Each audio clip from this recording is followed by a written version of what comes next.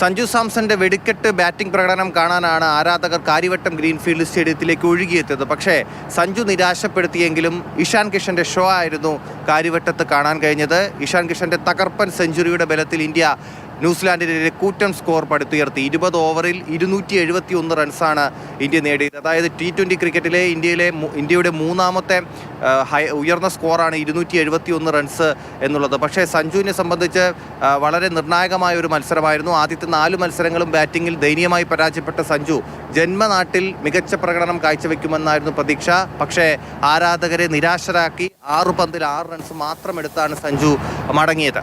ജയിച്ചില്ലേ, പിന്നെന്താ സഞ്ജു പ്രശ്നമില്ല. നമ്മൾ വിചാരിച്ചതിനേക്കാളും നല്ല സ്കോറായിരുന്നു. സഞ്ജു മാത്രമാണ് നിരാശപ്പെടുത്തിയത്. വേൾഡ് കപ്പിൽ ഇന്ത്യ കപ്പെടുക്കുമെന്ന് തന്നെയാണ് പ്രതീക്ഷ. സഞ്ജുവിൻ്റെ ഒരു സ്ഥാനത്തെക്കുറിച്ചൊരു ചെറിയൊരു ഡൗട്ടുണ്ട്. ബെഞ്ചിലായിരിക്കുമോ അതോ കളിക്കാൻ ഇറക്കുമെന്നോ. മറുപടി ബാറ്റിങ്ങിൽ കൂറ്റൻ സ്കോർ പിന്തുടർന്ന ന്യൂസിലാൻഡ് താരങ്ങൾ തുടക്കം മുതൽ ആക്രമിച്ച് കളിക്കുകയായിരുന്നു. പക്ഷേ 272 റൺസ് എന്ന വലിയ വിജയലക്ഷ്യം അവർക്ക് പിന്തുടരാൻ സാധിച്ചില്ല. 225 റൺസ് എടുത്തപ്പോഴേക്കും എല്ലാവരും പുറത്തായി.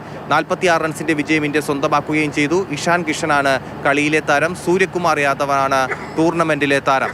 ഈ വിജയത്തോടുകൂടി, മികച്ച വിജയത്തോടുകൂടി ലോകകപ്പിലേക്ക് പോവുകയാണ് നമ്മുടെ ഇന്ത്യൻ ടീം. ലോകകപ്പിലും മികച്ച പ്രകടനം കാഴ്ചവെച്ച് ലോകകപ്പ് സ്വന്തമാക്കാൻ ഇന്ത്യൻ താരങ്ങൾക്ക് കഴിയട്ടെ, നമ്മുടെ സഞ്ജു അടങ്ങുന്ന ഇന്ത്യൻ ടീമിന് കഴിയട്ടെ എന്ന് നമുക്ക് പ്രതീക്ഷിക്കാം. സജികുമാറിനൊപ്പം TS ഹരീഷ്ണ, മാതൃഭൂമി ന്യൂസ്, തിരുവനന്തപുരം.